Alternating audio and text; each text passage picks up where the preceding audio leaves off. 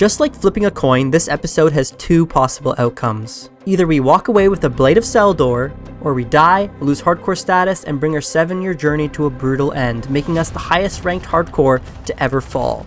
Welcome to Blade or Bust.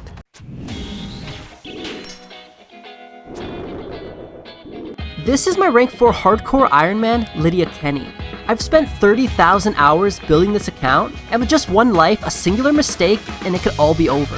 For the last 3 years, I've been secretly bossing with a single goal: to obtain every pet in RuneScape. No pets are off limits, not even those lurking in the wilderness. With the addition of the Dagannoth Prime, Calphite Princess, and the Quetzin from last episode, we now have surpassed 30 total pets in our collection. And to finish off the Slayer pets, there's one gear upgrade that stands in my way.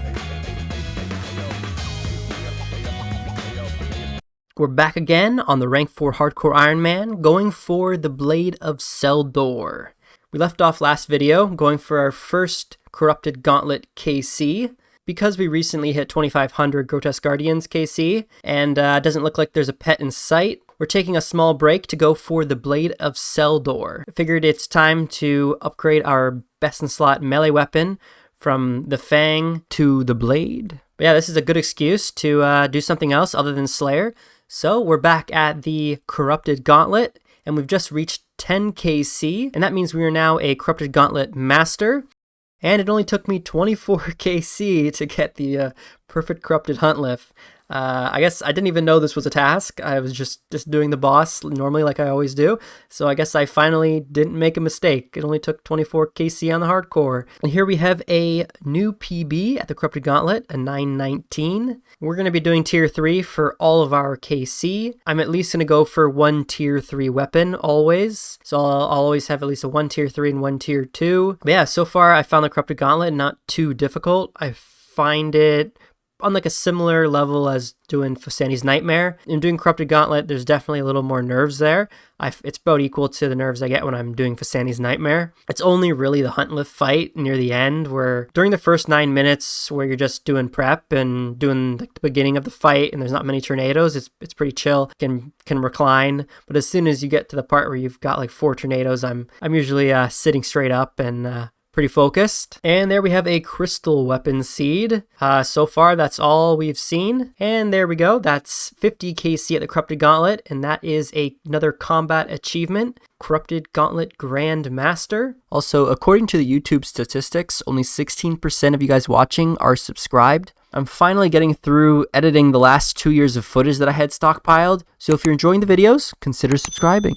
And here's a little skilling update. We just reached 2.9 billion XP. I've been working on using up a lot of the herbs that I had sitting in the bank. Slowly working towards getting 100 million herbalore. I've got it banked. I just gotta use the supplies. So slowly working towards that. And there is my first disconnect in a little while. We got a malformed login packet. I've seen on Reddit that this malformed login packet issue is somehow related to the version of your internet browser. If the browser version doesn't match something, it causes this, but I don't think that's actually true, because I've seen so many people follow the instructions and update their browser, and then they just continue getting the DC. It seems to be unrelated. I don't know what's causing it, but it's super annoying, and it's probably going to kill me one of these days. Luckily, I wasn't at the Corrupted Gauntlet during that. Otherwise, maybe I would no longer be alive. I was just doing Volcano, which is a little more safe. Obviously, if you happen to be standing on the wrong tile, you could die in a few seconds. But my teleport crystal went off, and yeah, no problems there.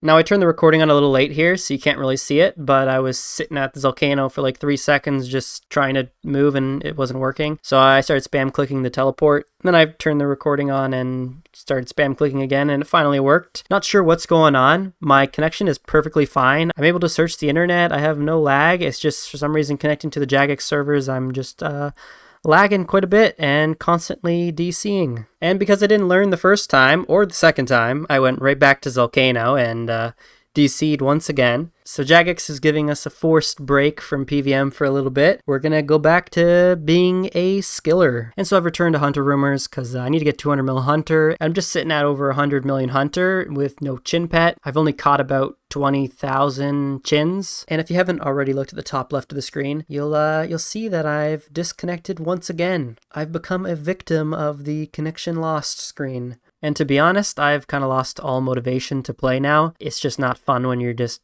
constantly disconnecting. And so I'm going to go AFK Amethyst for a whole month, and hopefully next month the servers are a little better. And as you can see, I've kept my word and gone to Amethyst Mine for who knows how long. I have 134k Amethyst arrow tips in my inventory, and along with what I've already done previously, that means I'm now at 300,000 amethyst arrows. I also did a few darts as well. I'm at 36,000 darts now. And the reason I chose amethyst mining was because they recently made it a little more AFK, giving you multiple ores per vein. So I wanted to try it out, and I figured it was a good time with all the DCs. And yeah, it was pretty good. I'll definitely come back here to get more darts at some point. 36,000 darts is not going to last me too long, but definitely good on arrows for the next few years, I'd say. It's about that time where I go and collect my miscellanea. I'm always passively upkeeping miscellanea because I need the mahogany logs to slowly bank 200 mil construction. With these logs, I should now have 100 million construction banked, assuming that I do mahogany homes. I allocate the rest of my resources on herbs because that's like the second best option. I'll probably need to upkeep miscellanea for like another 3 years to be able to bank 200 mil construction. Because I'm already 200 mil wood cutting, that's not really an option for getting mahogany logs. And there's not really a good source of mahogany logs through PVM. Obviously there is Callisto and Artio, but I do already have the pet, and I mean, going into the wilderness just to get logs doesn't sound like a smart idea. Yeah, that's not going to be an option, so my best method is to just wait it out through miscellanea. No way, Hardcore Iron Man Coliseum? And you can probably guess why I'm here based on my gear loadout. You can see that I'm not really planning on getting too far in the waves. Yeah, I'm just going to grind out wave 1s until I get enough Sunfire splinters to use all of the bones that I have banked. I want to try out the new prayer method with bone shards and Sunfire Wines, because Sunfire Wines give you more XP per bone. That is 12 million GP worth of splinters right there, and it only took like 8 hours, I want to say. It didn't take that long at all. Unfortunately, I waited a little too long before gathering my splinters, because on release it was 100 splinters per wave 1. Now it's down to 80. It's a little slower than it was in release, but it's still honestly like pretty busted considering how easy wave 1 is. 80 splinters for like 30 seconds is pretty generous, so definitely not going to complain there. And here you can see we're currently sitting at 58 million prayer experience, and we have about 32 million banked. So after we use up everything, we should be at around 90 million. We have quite a few bones. We have nearly 45,000 dragon bones, 6,800 Dagonoth bones, 5,000 Hydra bones, 7,800 sun-kissed bones, almost 2,000 wyvern bones. And there is 2 million bone shards. We still have quite a few dragon bones left to use. And the next part of the method is creating all of these Sunfire Wines. And I'd say this is my least favorite part of the method. You have to spam click the Sunfire splinters on the wines and create each one by one. It doesn't take too long, but it's pretty tedious, and you're not rewarded with any XP for doing it, so it does feel like kind of a waste of time. But I guess holistically, everything in this game is a waste of time, so it's just got to look at it that way. But I'm looking forward to the big XP drops that are coming up. And after breaking down all of the bones that we had collected, we are left with 2.8 million bone shards. And using Sunfire Wines, we'll get 6 XP per bone shard, which means we're about to unload 17 million prayer experience.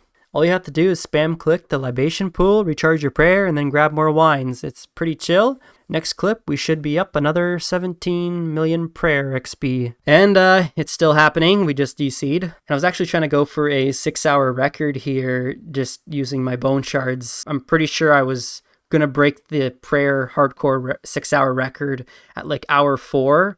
And unfortunately, we DC'd 3 hours in, so can't really do another 6 hour. I only have 1.2 million bone shards left. I don't think... I'm trying to think back. I think that's just not enough. We gave up on that 6-hour record.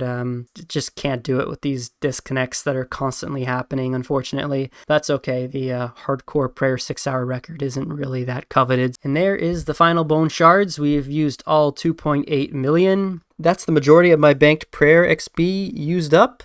We are now sitting at 90 million prayer. And we're already getting rewarded after returning to the Corrupted Gauntlet. We got our first Crystal Armor Seed at 93 kill count. Now, I'm not too excited about getting an Armor Seed because I'm probably never ever going to use Crystal Armor. I already have full Fortified Missouri and a T-Bow, so there's not really any use for it. But yeah, it's a collection log nonetheless. And there's a little milestone right there, 100 Corrupted Gauntlet on the Hardcore Iron Man. And here's another milestone. We got 5,000 next KC. Whenever I want to just chill and watch YouTube, but I still want a PVM, I usually come to Nex. In masses, it's pretty good elites per hour. And also there's that rare chance I may pull a Torva piece. And there is a new personal best at 148 KC in the Corrupted Gauntlet. Oh, no way! Let's go! Holy shit!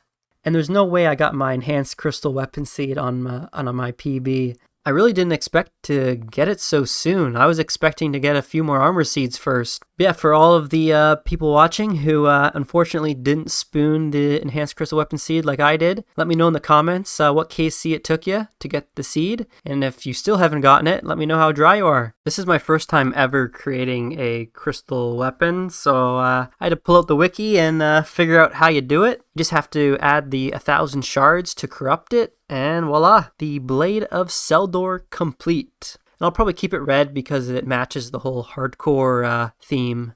And there is 2,500 KC with our wonderful new Blade of Saeldor. I'll be the first to admit that this thing sucks. I was expecting it to speed up my kills quite a bit.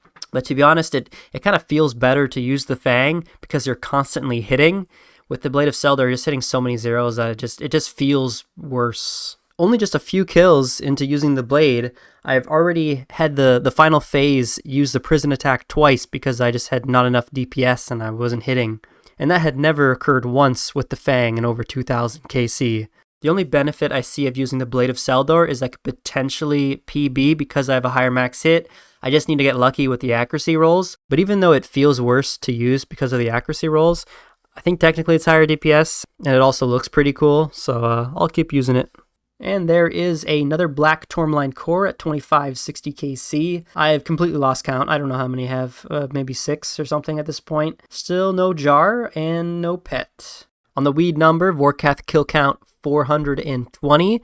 We got a new personal best as well as a master combat task. And as you can see, we've upgraded the gear a little bit since we last did Vorkath. We now have the Zarite crossbow from Nex, and we can start utilizing special attack, hitting those 110s. Now, I didn't get any drops in this clip, but I thought it was funny and just all the clues I had stacked on the ground. They just changed the clue despawn timer to 1 hour, so I thought I'd try out some Sarachnis, and yeah, I've got like 20 or some odd clues. You can see like an entire row of my inventory is just filled with clues, and a quick 12 easy caskets trying to get the Bob shirt for elite clues. Unlucky. Another XP milestone hit. We're at 30 million rune crafting. Still no RC pet, and it's been a while since I've actually done a quest in a video, but here is the Path of Glorfree completed. Needed this to do the next quest, which is while Gothic sleeps. Since I'm doing a bunch of Slayer, I would like to start doing Tormented Demons. I hear they're like 50 to 60k Slayer experience an hour, so it's a pretty decent task considering it drops new best in slot items for demons. I'll be able to use the Emberlight for my Necreal tasks, as well as for, I guess, Duke down the line, and maybe even Serb if I want to go back for completing the collection log there. And obviously the bow is insane at Zami with the Lightbearer ring, and there is the Assassin's Slain,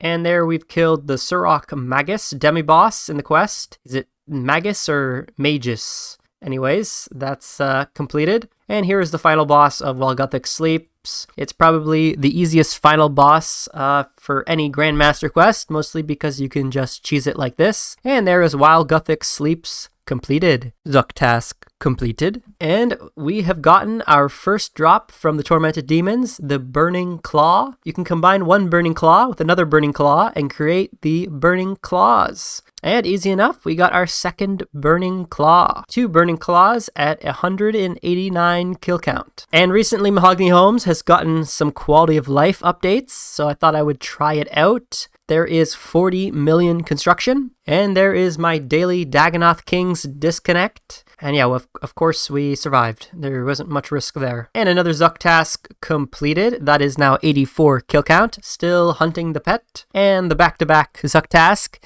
that's 85 kill count. Now it's not a collection log, but there is a dupe Armadillo chain skirt. And yeah, hopefully we don't hit 200 mil Slayer before getting the Armadillo pet, because I would have to come here either post 200 mil or I guess off task. Whenever I get an AVNC task, I'll still go to Kuriara. With the new next banking, it's actually a pretty decent task. But the other reason I need to do Armadillo is because I still need the Armadillo helmet for the clue step. And there is the Black Tourmaline Core number 7. Over the last few videos, the Black Tourmaline Core has gone from like 1 million to now almost 8 million. And I believe that's because the Guardian boots are used to create the Echo boots. And there is another disconnect.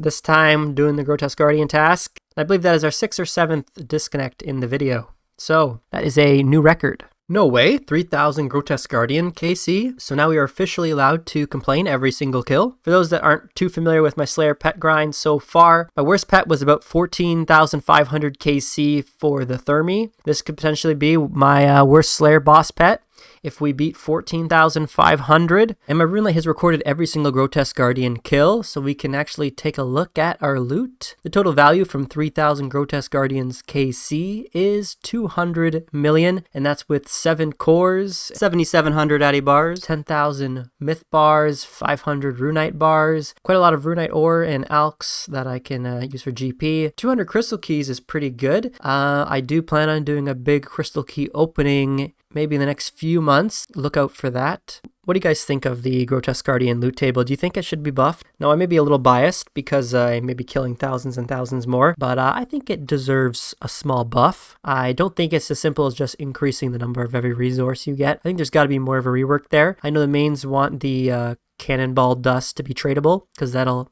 add a consistent amount of value to each kill, but selfishly that I don't think that's going to cut it. You know, I can't trade, so that makes no difference to me. But on the other hand, we have to think that, you know, it is only a 75 Slayer requirement to kill, so they can't really make it that busted. You know, you have to kind of balance them to their Slayer level. But the problem that I see is the fact that you can just kill regular gargoyles and make more GP per hour than killing the Grotesque Guardians. So maybe that's the first thing they should look at. And I know a lot of you are probably interested in how I was doing the prep phase of the Corrupted Gauntlet, because there is a lot of technique required to do a tier 3 prep within the required time. I've chosen to keep it out until now because I know a lot of people just prefer to see clips.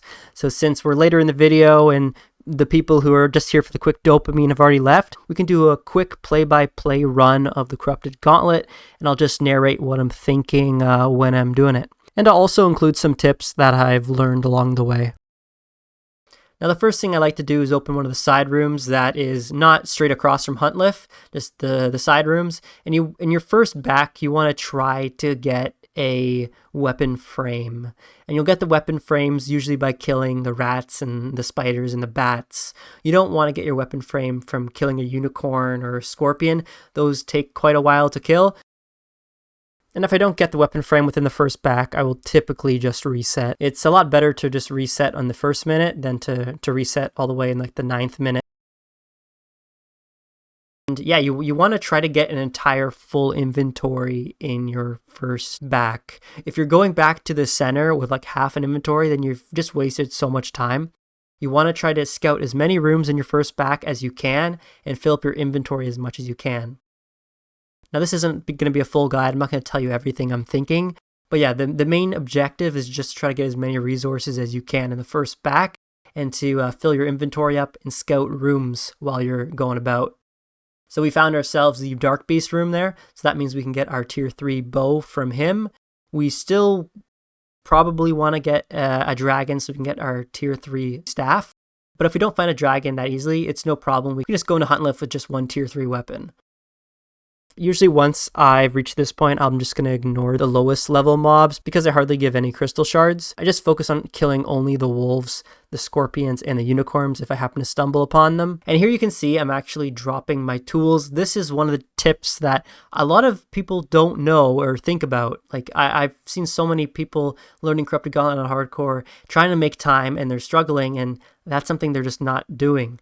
You want to drop all the tools in your first run and just have as many items as you can. So as you fill it up and you don't have any spaces left, then you can drop it, and you can get an extra 3 or 4 inventory slots. And yeah, so I have my weapon seed as well. I have a bunch of resources. And if you do have all 3 types of resources and some shards, you can make tier 1 armor in the first pack. Sometimes you don't get that lucky and you just have a lot of wood and a lot of ore, so you can't actually make the armor. So usually I just drop it all. But yeah, you want to make your 3 vials and crust your shards up and fill those vials up with water. You can fill them up on a fishing spot, but usually I just go fill it up on the middle room. And because I've previously scouted this dark beast, I knew exactly where it was. So I ran directly to it. And when I kill it, I'll get the upgrade to the tier 3 bow, which just means we need the dragon for the tier 3 staff. So now that you actually have a weapon, it's time you can actually start killing the unicorns, the scorpions, the wolves, as well as the demi-bosses. You actually do a lot more damage. And then you just want to kind of work your way around. I'm choosing to work my way around on the outside perimeter because I want to try to find a dragon while I'm getting the rest of my resources. The good thing is that you have this teleport crystal, so you can actually be pretty far from spawn. There's no real need to stay close. You want to stay close in the first pack so you're not spending so much time going back. Slowly getting all my resources. I need to get 13 of each. Once you're done with a particular resource, you can drop that tool. Also, if you do get a lot of demi-boss rooms and you're having issues getting shards, you can kill a dupe boss or kill the bear. Just break down the weapon drop into shards. Usually I make about 3 potions, and then you can decant them into 2, and you can drink about like 2 doses during the actual prep phase.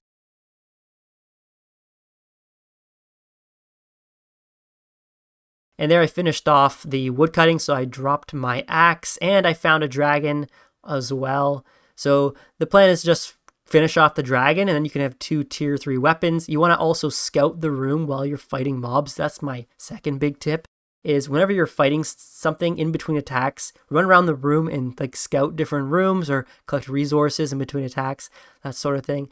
That's just a small time save that you can do. But yeah, my 2 biggest tips are definitely drop your tools when you're done with them, and also scout things while you're attacking things or collect resources while you're attacking things. And there you go, we got all 13 of each resource with 2 minutes and 40 seconds left. We do need some more shards. That was kind of a mistake teleporting to the center. I should have killed that scorpion, because if I killed that scorpion, I would have actually had all the shards I need for tier 3, but I have so much time, it's not really a big deal. Another tip that I don't really do myself, but you could do, is learn how to use keyboard shortcuts for creating armors and stuff. I just click on it manually because I'm going to make time regardless. But if you're struggling to make time, then yeah, learn those keyboard shortcuts. And because I didn't go for that scorpion, I have to kill some bats for some extra shards. And then I have to get this herb for my 3rd potion. And the last thing I'm looking for with 2 minutes left on the clock is to get some fish. I usually fish like 3 fish spots, so I'll have like 12 fish for the hunt lift fight, which is more than I'll need. I'll probably need about 8 on average. With excess food, you have no worry about, risking low HP. You can just always eat to full. One other tip for food is you don't want to get food early. If you get food early, then you have to drop it and then pick it back up. Ideally, you want to get your food on your final trip because then all you have to do is cook it and you're ready to go in. You can try to scout a room that has 3 fishing spots. In the 8 rooms around Hunlif, there's always one room that has 3 fishing spots at least. So it's still good to try to scout that room in advance, but you don't want to do any fishing until that 3rd and final trip. And that concludes the Tier 3 prep on a hardcore Ironman. You can see we're going into Huntlif with a minute on the clock still. So I'll just repeat myself one more time. My 3 recommended tips for getting Tier 3 prep consistently on a hardcore Ironman. You want to fill your inventory completely on the first back, making sure you drop your tools once your inventory is almost full. Scout rooms while in combat, and also farm resources while in combat. Don't fish until the final trip, the 3rd and final trip. If you fish early, you're going to have to drop it and then pick it back up. The only tips I have for Huntlif is if it's against the wall, run to the opposite corner and drag it. Ideally, you want the boss 1 tile away from the wall, and on the other side, 2 tiles away from the wall. It's okay if he's in the center, it's just not ideal, but you definitely want him not against the wall so that you can run around him on the final floor pattern. And that concludes my tips and tricks for the Corrupted Gauntlet, so let's get back to getting drops. No, I got another Burning Claw. We have no use for that. I just want to get the Synapse so that I can stop using this Arclight. The Emberlight not only does more DPS than the Arclight, but it also has no charges. It's nice. It'll be nice just doing nechreel tasks with the Emberlight and not have to worry about any charges whatsoever. And you ask and you shall receive. There is the Tormented Synapse on 730 KC. And like I said before, the most useful item for me right now is the Emberlight, so that's what I'll be using my first Synapse on. The next one will be used for the bow, and then we'll head over to Zammy. But for now, we need to farm more Synapses, so since I use T-Bow, we're going to upgrade the Arclight to the Emberlight and use that for Tormented Demons. And I have 3 total Imbued Hearts. One of them is saturated, 2 of them are just regular. So to save 1 bank spot, I'm just going to saturate all of them. I have a ton of essence, and I'm struggling for bank space, so that's how we're going to save a slot today. And we're back at the Zuck. There is 86 kill count, and the back-to-back, 87 kill count, and the back-3-back, 88 kill count. Still no pet in sight, but that is a new personal best. And we're getting pretty lucky at the Kriara lately. We got the Armadil chest plate worth 51 million. Holy, that has gone up quite a bit. And that's what I was looking for, the Armadil helmet. So that'll be the clue step completed. And there is another skilling milestone, 100 million mining. We are now halfway to 200 million, and we're sitting at 1.277 million Stardust, which I believe it's 32 mining XP per Stardust. So we've done 40 million mining, which is the equivalent of getting 99 3 times all through shooting stars. When you turn in your Stardust for gem bags, if you just cut the gems, you'll get about 8.3 XP per Stardust. So this is about 10 million crafting XP banked in just cutting gems. And we got another Armadil helmet. So this means we'll break down this Armadil helmet to finally fortify our Missouri mask. And that's full Missouri fortified completed.